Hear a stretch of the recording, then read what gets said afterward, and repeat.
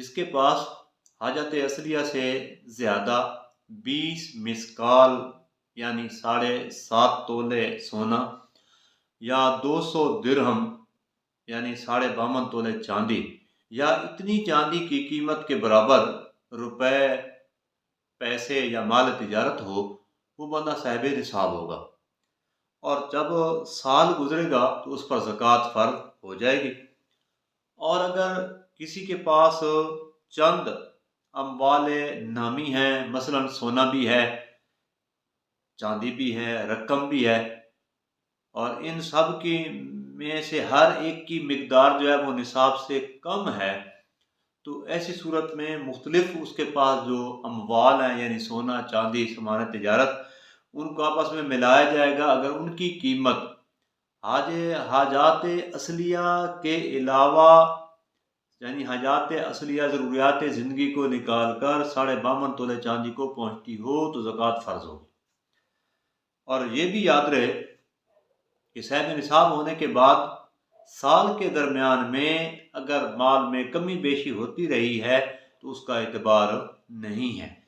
سال کے آغاز اور سال کے انتہا پر اگر نصاب کی مقدار مال ہوگا تو زکوٰۃ فرض ہو جائے گی، اور سال پورا ہونے سے پہلے درمیان میں کتنا ہی زیادہ مال کیوں نہ آ جائے، اس سب کا نیا سال شمار نہیں ہوگا، بلکہ پہلے سے جو سال شروع ہو چکا وہی سب کا سال ہوگا،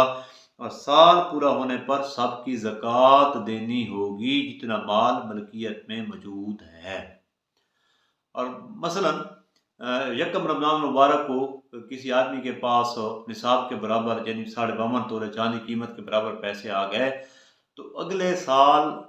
یکم رمضان جب آئے گا تو اس کا ایک سال مکمل ہو جائے گا اور اس پہ اس کی زکوٰۃ دینا لازم ہو جائے گی۔ اور درمیان میں اگر اس کے پاس پیسے کم ہوتے رہے یا زیادہ ہوتے رہے، اس کا کوئی لحاظ نہیں رکھا جائے گا، بلکہ سال کے اختتام پہ دیکھا جائے گا کہ اس کے پاس اب کتنی رقم موجود ہے۔ ہاں، اگر صاحب نصاب ہونے کے بعد پورا نصاب ہی ختم ہو گیا اور بالکل اس کے پاس کچھ بھی باقی نہ رہا، تو اب دوبارہ جب صاحب نصاب ہوگا تو سال کی ابتدا اس وقت سے ہوگی۔ حضرت سیدنا ابو سعید خدری رضی اللہ تعالیٰ عنہ سے روایت ہے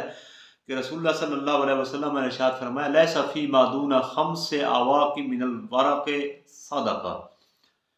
5 اوقیہ چاندی سے کم میں زکوٰۃ واجب نہیں۔ اور اس حدیث کے تحت مفتی احمد یار خان صاحب رحمۃ اللہ علیہ فرماتے ہیں، 1 اوقیہ 40 درہم کا ہوتا ہے، 5 اوقیہ 200 درہم ہوئے، اور 10 درہم 7 مسکال کے ہوتے ہیں، اور 1 مسکال 4.5 ماشے کا ہوتا ہے۔